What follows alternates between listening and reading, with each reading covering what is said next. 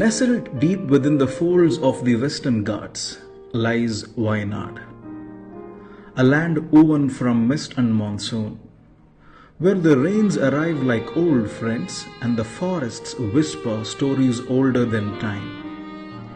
Here the mountains rise like sentinels guarding a legacy of peace, tradition, and untouched wilderness. For generations, Wayanad stood as a living symphony of nature and culture, serene, sacred, and seemingly eternal. But beauty, like life, can be fragile. In a single night, the rain turned cruel. The rivers, once lifelines, became threats. Hills that had stood tall for ages gave way. Homes, memories, and lives washed away in the blink of an eye. Wayanad was no longer the paradise it used to be. What remained was silence, grief, and mud-soaked despair. In the early hours of July 30th, 2024, the serene beauty of Wayanad, Kerala, was shattered by an unprecedented disaster. Torrential rains unleashed massive landslides in the villages of Churamala and Mundakai, located in the Mepadi Panchayat. By August 1st, 2024, Kerala's Chief Minister Pinarayi Vijayan reported that over 9,300 people had taken refuge in 91 relief camps across Wayanad. These camps became a lifeline for the displaced, but the emotional toll of losing loved ones and homes was profound. But in the heart of the wreckage emerged the quiet power of compassion. The Good Shepherd sisters walked into the brokenness to heal, to restore, to listen, to stand beside those who had lost everything. This is not just a story of disaster. This is a story of what comes after, of faith, resilience, and the simple strength of standing together. എല്ലാവർക്കും നമസ്കാരം. എൻ്റെ പേര് ശ്രീധരൻ. ഞാൻ ചുരൽമല പ്രദേശത്ത് താമസിക്കുന്ന ഒരാളാണ്. അപ്പോൾ ഈ പ്രളയവുമായി ബന്ധപ്പെട്ട് പറയാനുള്ള ഞാനൊരു പ്രവാസിയും കൂടെയാണ്. അപ്പോൾ എൻ്റെ ജീവിതമാർഗം മുഴുവൻ നഷ്ടപ്പെട്ട് കിടക്കുന്ന ഒരവസ്ഥയും കൂടെയായിരുന്നു. അപ്പോൾ പ്രവാസ ലോകത്ത് എനിക്ക് തിരിച്ചു പോകാൻ പറ്റാത്തൊരവസ്ഥയായിരുന്നു. എൻ്റെ കുടുംബമെല്ലാം വെള്ളത്തിൽ പോയി രക്ഷപ്പെട്ട് വന്ന ഒരു സാഹചര്യമാണ് ഇപ്പോൾ നിലവിൽ. ഇപ്പോൾ എല്ലാവരും ഇപ്പോൾ താമസം ഞങ്ങൾ മാറി ക്യാമ്പിൽ നിന്ന് മാറ്റിപ്പാർപ്പിച്ച് കൽപ്പറ്റ മുണ്ടേരി എന്ന് പറഞ്ഞ സ്ഥലത്താണ് താമസിക്കുന്നത്. അപ്പോൾ ഇനി എനിക്കൊരു തിരിച്ചുപോക്ക് സാധ്യമല്ലാത്തത് കൊണ്ട് ഞാൻ ഗുഡ് ഷെപ്പേർഡ് കോൺവെന്റിലെ സിസ്റ്റർമാരായിട്ട് സംസാരിച്ചു. എനിക്കൊരു പുതിയൊരു ജീവിതമാർഗത്തിലേക്ക് ഒരു വഴി തെളിയിച്ചു തരണം എന്ന് ഒരു അപേക്ഷ കൊടുത്തിട്ടുണ്ടായിരുന്നു. അപ്പോൾ ആ അപേക്ഷ അവർ സ്വീകരിച്ചു. എനിക്ക് അവർ മൂലം കുറച്ച് ധനസഹായം കിട്ടി. അതിൽ വാങ്ങിയതാണ് ഈ വണ്ടി. അപ്പൊ ഇതാണ് എൻ്റെ ഒരു പുതിയ ജീവിതത്തിലേക്കുള്ള ഒരു ഇത്. I, Sister Lissy, was directly involved in visiting the camps, and I saw firsthand the deeper needs of the affected people. I understood that the road to recovery would require more than just relief. It would require rebuilding lives.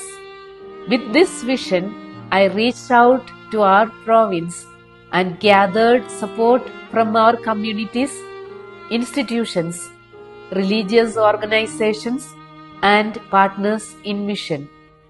Through their collective efforts, we raised funds to provide livelihood options for those who had lost everything.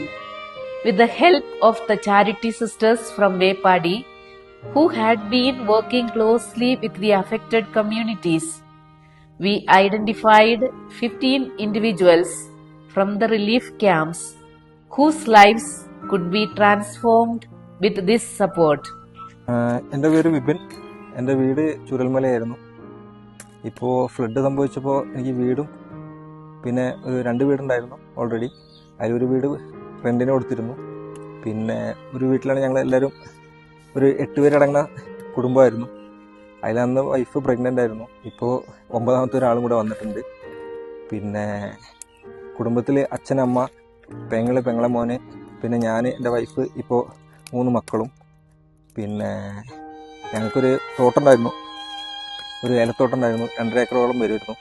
അതും ഫ്ലഡിൽ പോയി. പിന്നെ ഒരു farm ഉണ്ടായിരുന്നു, അതിൽ 10-15 പശുക്കളുണ്ടായിരുന്നു. ഞങ്ങളെ main വരുമാനമായിരുന്നു പശു farm. അപ്പോൾ അതും നഷ്ടപ്പെട്ടു. പിന്നെ എന്താ പറയുക, എന്ത് ചെയ്യണം എന്നുള്ള അറിയാതെ നിൽക്കുന്ന സമയത്താണ് എന്നെ സിസ്റ്റർ വിളിക്കുന്നതും, സിസ്റ്റർ പറഞ്ഞു ഒരു എന്താ പറയുക ജീവിതമാർഗമായിട്ട് ഒരു 2 പശുക്കളെ നോക്കിക്കോ എന്ന് പറയണതും. അങ്ങനെ ഈ സിസ്റ്ററിൻ്റെ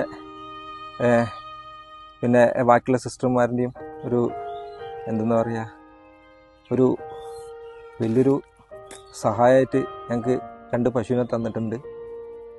എന്നാൽ എല്ലാവർക്കും അതിന് ഒരുപാട് നന്ദി എങ്ങനെ പറയണമെന്ന് അറിയില്ല. എന്നാലും എന്നും ഞങ്ങൾ അവരുടെ മുമ്പിൽ എന്താ പറയുക ഒരുപാട് നന്ദി ഉണ്ടാവും. നമസ്കാരം, എൻ്റെ പേര് ദിലീപ്. ഞാൻ ചുരൽമല താമസം. ജൂലൈ 30-നുണ്ടായ ഉരുൾപൊട്ടലിൽ എൻ്റെ വീടും എല്ലാ സാമഗ്രികളൊക്കെ നഷ്ടപ്പെട്ടു പോയി. പിന്നെ ഞാനൊരു കൺസ്ട്രക്ഷൻ ഫീൽഡിൽ വർക്ക് ചെയ്യുന്ന ഒരാളാണ്. അപ്പോൾ എൻ്റെ ടൂൾസുകളൊക്കെ അതിൽ നഷ്ടപ്പെട്ടു പോയി. പിന്നെ എനിക്ക് ജോലി ചെയ്യാൻ സാധിക്കാത്ത ഒരു സാഹചര്യം ഉണ്ടായിരുന്നു. അങ്ങനെ ഇരിക്കുമ്പോഴാണ് ഗുഡ് ഷെപ്പേർഡിലെ സിസ്റ്റർമാർ എന്നെ സഹായിച്ചത്. അവർ എനിക്ക് വേണ്ട സാധനങ്ങളൊക്കെ മേടിച്ചു തന്നു. എനിക്കിപ്പോൾ ആത്മാർത്ഥമായി ജോലി ചെയ്യാൻ പറ്റുന്നുണ്ട്. എൻ്റെ കുടുംബം സന്തോഷമായിട്ട് പോകുന്നുണ്ട്. എൻ്റെ വൈഫിന് അവരൊരു തയ്യൽ മെഷീൻ നൽകി. അവൾ അതിൽ ജോലി ചെയ്ത് പോകുന്നു. അപ്പോൾ എന്നെ സഹായിച്ച ഗുഡ് ഷെപ്പേർഡിലെ സിസ്റ്റർമാർക്കും അതിലെ എല്ലാ പ്രവർത്തകർക്കും വളരെയധികം നന്ദി പറയുന്നു. While the landslides left an indelible scar on the landscape of Wayanad, it is the stories of its people that truly reflect the depth of the tragedy and the strength of the human spirit in the face of unimaginable loss. In the aftermath of the disaster, amidst the rubble and sorrow, the voices of those affected began to rise, not just to mourn their losses, but also to share their hopes for the future. These are the voices of the survivors, the displaced, the resilient, and those who, in the darkest of times, found light in the kindness of strangers and the unwavering support of their community. നമസ്കാരം, എൻ്റെ പേര് സുനിത. ഞാൻ ചൂരന്മലയിലാണ് താമസം. എൻ്റെ വീടും സ്ഥലവും പശുക്കളും എല്ലാം നഷ്ടപ്പെട്ടതാണ് പ്രളയത്തിൽ. അങ്ങനെ ഇരിക്കുകയാണ് ഇവിടുത്തെ സിസ്റ്റർമാർ എന്നെ സഹായിച്ചത്. എനിക്കൊരു തയ്യൽ മെഷീൻ വാങ്ങിച്ചു തന്നിട്ടുണ്ട്. എൻ്റെ മോന് ഒരു സെമ്മിനുള്ള ഫീസ് അടച്ചിട്ടുണ്ട്. ഇപ്പോൾ ആ തയ്യൽ മെഷീനിൽ തയ്ച്ചിട്ട് ഞാൻ പുറത്തേക്ക് കൊടുക്കാനായിട്ടുണ്ട്. അതുകൊണ്ട് എനിക്ക് വരുമാനം ഇപ്പോൾ എനിക്ക് നിലവിൽ എനിക്ക് കഴിയാനുള്ള വരുമാനം കിട്ടുന്നുണ്ട്. They share their grief, their struggles, and their gratitude for the help they received. Their words paint a vivid picture of the immense challenges they face and the hope that keeps them moving forward. എൻ്റെ പേര് LC baby എന്നാണ്. ഞങ്ങൾ പുത്തുമല ആയിരുന്നു ആദ്യം. ഉരുളുപൊട്ടലിന് ശേഷം ഞങ്ങൾ ഇങ്ങോട്ട് വന്ന് ഇവിടെ കുറച്ച് സ്ഥലം മേടിച്ച് ഇവിടെ താമസിക്കുകയാണ്.